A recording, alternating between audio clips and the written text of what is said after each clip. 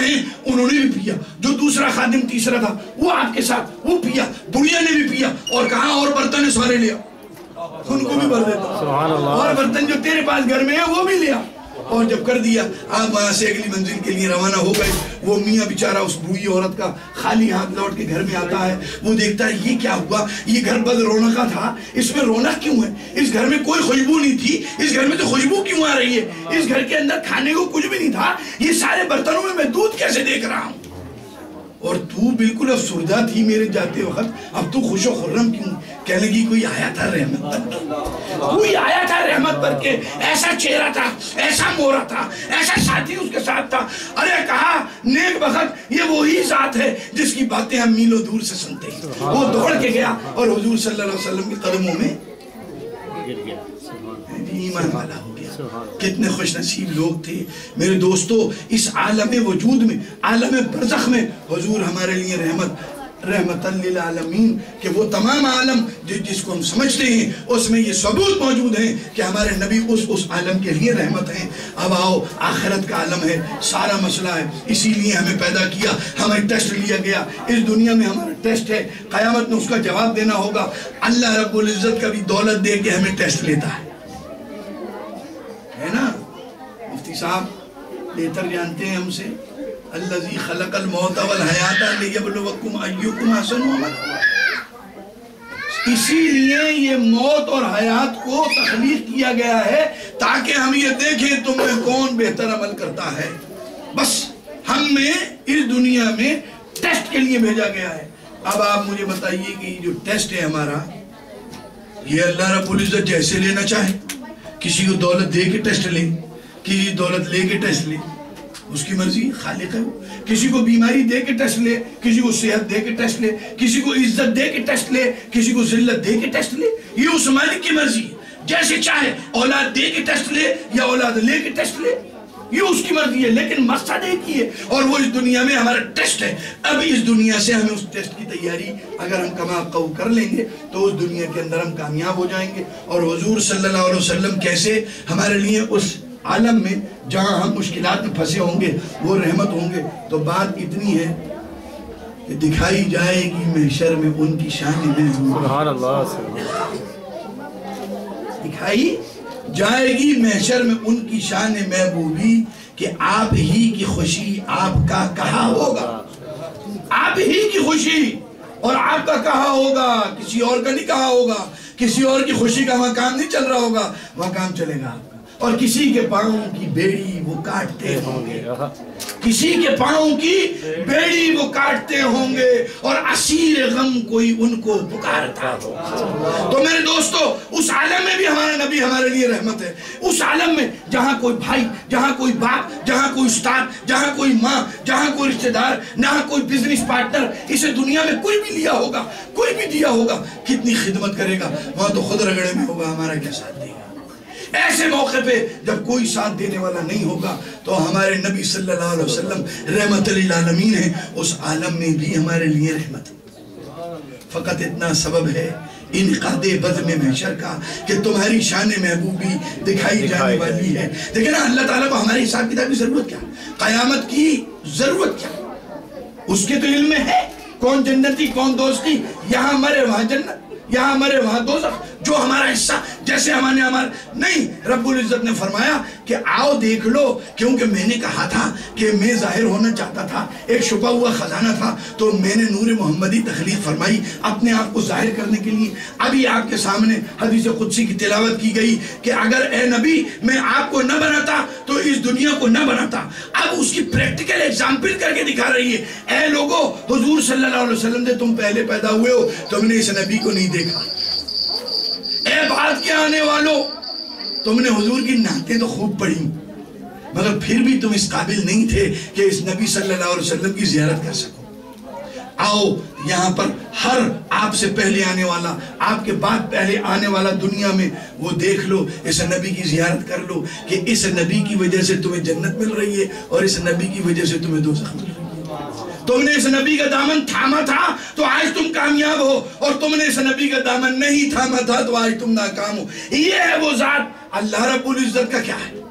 اس کا تو کوئی نقصان نہیں کسی کو بھیج دے. اس نے کہا نہیں جو ان کو جان اے نبی وعدہ کرو جب یہ تمہارے وقت میں آئیں گے تو تم ان کی تصدیق کرو. ان کا وعدہ لیا گیا تھا اور جا کے اپنی امتوں کو یہ پیغام دے دینا کہ جب یہ میرا پیارا نبی آیا تو جس نے اس کی تصدیق کر دی, جس نے اس کا کلمہ پڑھ لیا, جس نے اس کی کہیں بھی بات مان لی تو وہ یہاں کامیاب ہو کے آئے گا. تو آج دیکھ لو تم نے اس ذات کا دامن تھاما تھا تو تم کامیاب ہو گئے, اس ذات کی گستاخی کری تھی تم ناکام ہو گئے, اس ذات کا ادب کیا گیا تھا. آج یہ ذات رحمت للعالمین بن کر تمہارے سروں پر سایہ بنی ہوئی ہے اور آج تم نے اس رحمت للعالمین کی وہ عزت اور وہ ادب نہیں کیا تھا یہ جس کے قابل ہیں. تو میرے دوستو آج تم خسارے میں ہو اور آج یہ سارا معاملہ نپٹنے والا ہے. بات صرف اتنی ہے جس کو اللہ رب العزت ان کا ذکر بلند کرے, ان کے ذکر کو ہم ذکر کر کے کیا بلند کریں گے میرے دوستو. ہم کم عقل, ہم کم طاقت, ہمارے پاس کچھ بھی نہیں. ہم نبی صلی اللہ علیہ وسلم کا ذکر کر کے نبی کی شان کو کیسے بڑھا سکتے ہیں؟ بھئی ذکر تو اسی لیے کیا جاتا ہے نا, شان والے کی شان کو بڑھائی جاتی ہے. علامہ صاحب تشریف لائیں گے ماشاءاللہ. یا صاحب کتنی شاندار نعت پڑھتے ہیں. یہ پہلے ہی شان والے ہیں کہ نبی صلی اللہ علیہ وسلم کی نعتیں پڑھتے ہیں, نبی سے محبت رکھتے ہیں, چہرہ مہرہ مسلمانوں والا بنایا ہوا. یہ پہلے شان والے ہیں. جب محفل میں آتے ہیں تو ان کی شان اور بڑھا دیتے ہیں. شان والے کی شان بڑھانا تو یہ شان والوں کا کام ہے. ایک ڈاکٹر صاحب تشریف لائے اور میں نے کہا آئیے جناب حضرت تشریف لائیں, یہ میٹرک ہے. بات تو سچ ہے بھئی, یہ انٹر ہے, ہائی اسکول پاس ہے. وہ بھی بیچارہ کہہ رہا ہے میں کیسے کہہ دوں ہائی اسکول پاس نہیں ہوں, ہائی اسکول تو پاس ہوں میں, اس کے بغیر تو میں پی ایچ ڈی نہیں ہو سکتا. مگر یہ کہ اس کے دل کے اندر بیچارے کو ایسا, وہ کہتا بہت بے وقوف آدمی ہے. بھئی میں ہوں ڈاکٹر اور مجھے بتا رہا ہے ہائی اسکول, تو دال میں کچھ کالا ہے کہ یہ تعریف کما حقہ نہیں کر رہا, جتنا جانتا ہے اتنا بیان نہیں کر رہا بلکہ اس سے کم بیان کر رہا ہے. تو دال میں ضرور کچھ کالا. بات تو سچ ہے, بات تو سچ ہے کہ ہمارے نبی لباس بشریت میں تشریف لائے, اس میں کوئی شک نہیں, کیونکہ ہمارا ایمان ختم. اگر ہم حضور صلی اللہ علیہ وسلم کو لباس بشریت میں بشر نہ مانے ہمارا ایمان ختم. بات تو سچ ہے مگر دال میں کچھ کالا ہے کہ جو آپ کی اعلیٰ شان کو چھوڑ کر ادنا شان بتا رہا ہے, ضرور کچھ چھپا رہا ہے. تو جو یہ کہے کہ نور و بشرا مل گئے اور بن گیا نوری بشر اور رہ کے پردے میں وہ بے پردہ نظر آنے لگا. میرے دوستو جب اللہ تعالیٰ نے خود ظاہر ہونے کے لیے جو ہے اس کائنات کو بنایا اور اپنے نبی کو بنایا تو اب اس نے کیا کیا, نور اور بشرا کو ملا دیا اور ایک نوری بشر بنا دیا. تو وہ نوری بھی ہیں اور وہ بشر بھی ہیں, لیکن جب بشر کہہ کے ان کو ذکر کیا جائے گا تو دال میں کچھ کالا ہے, اور جب نور کہا جائے گا تو سمجھ لو کہ بات ہمارے علم کے مطابق کما حق ہوئے, اس میں ہم کوئی اپنے حساب سے کمی نہیں کر رہے. ڈاکٹر کو ڈاکٹر ہی کہہ رہے ہیں, مریض کہہ کے نہیں پکارتے. حالانکہ بیچارہ مریض وہ بھی ہے, آج کل تو ڈاکٹروں کو بھی بیماریاں لگی ہوئی ہیں مختلف قسم کی, ٹھیک ہے نہیں. تو بات صرف اتنی ہے کہ ہم جب نبی صلی اللہ علیہ وسلم کا ذکر فرما کرتے ہیں, ایسی محفلیں سجاتے ہیں, تو ہم آپ کے ذکر کو بلند نہیں کر رہے. کیوں کہ جس کام کو کوئی بڑا کر رہا ہو اسی کام کو اگر کوئی چھوٹا کرے تو کتنا کرے گا.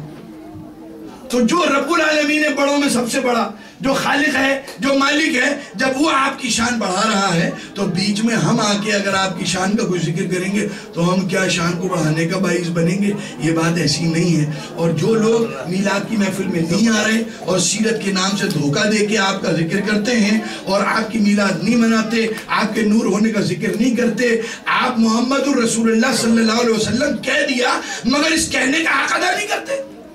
اے اللہ میں تجھے رب مانتا ہوں مگر خالق نہیں مانتا, روٹی تو ہی دیتا ہے مگر باقی تیری صفات نہیں مانتا, تو وہ کہے گا بھئی لا الہ الا اللہ میں تو سب انکلوڈ ہے.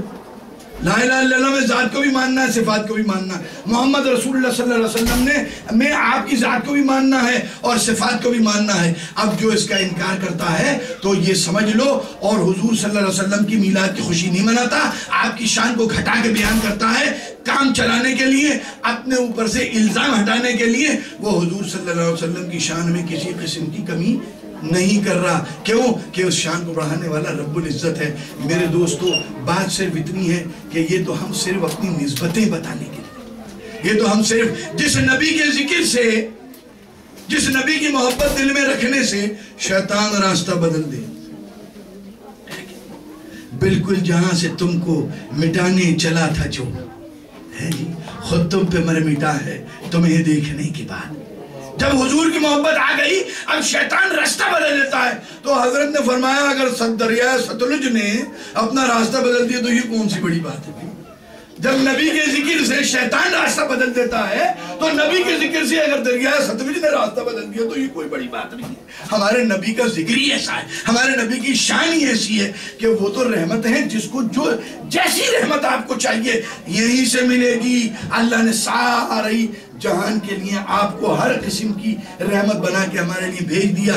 دامن سے وابستہ ہو جاؤ جیسے تمہاری ضرورت ہے. تم چاہتے ہو شیطان راستہ بدل لے وہ بھی ہو جائے گا, تم چاہتے ہو دریا راستہ بدل لے تو وہ بھی ہو جائے گا, تم چاہتے ہو اکیلے ہو اور جہان کو فتح کر لو تو وہ بھی ہو جائے گا, تم چاہو تو بے تیغ بھی لڑ سکتے ہو, تم چاہو تو دنیا میں تمہاری عزت بھی ہو سکتی. ہاں تم نہ چاہو اس نبی کا دامن چھوڑ دو تو نہ اللہ کا قصور نہ رسول کا قصور. یہ سورج تو روشنی کے لیے ہے, اگر ہم کمرہ بند کر کے بیٹھ جائیں اور اندھیرے میں رہیں تو سورج کا کوئی قصور نہیں, قصور ہمارا ہے. ہمارے نبی سراج منیر ہیں, ہمارے نبی کی ہدایت روشن ہے, ہم خود اس ہدایت کے قریب نہ جائیں تو پھر یہ ہمارا قصور ہے. آخری واقعہ بتا کر آپ کے ایمان کو اور دل کو اور اس میلاد کی محفل کو اس کے بارے میں جو شکوک و شبہات ہیں اس کو دور کرنے کے لیے صلاۃ و سلام کے تعلق سے ہم صلاۃ و سلام پڑھتے ہیں, مگر وہ جراثیم تو ہوا میں سوڑ کے تھوڑے تھوڑے آئے نا تو کسی کو جو پکا سننی نہیں وہ شک ہوتا ہے کہ بھئی بعض لوگوں کو میں نے ایسے دیکھا جب محمد رسول اللہ آتا ہے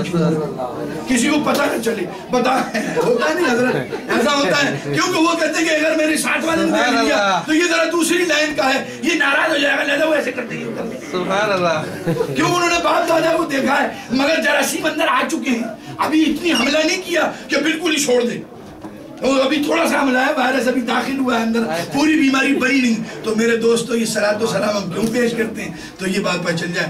حضرت خلیل اللہ حضرت ابراہیم علیہ السلام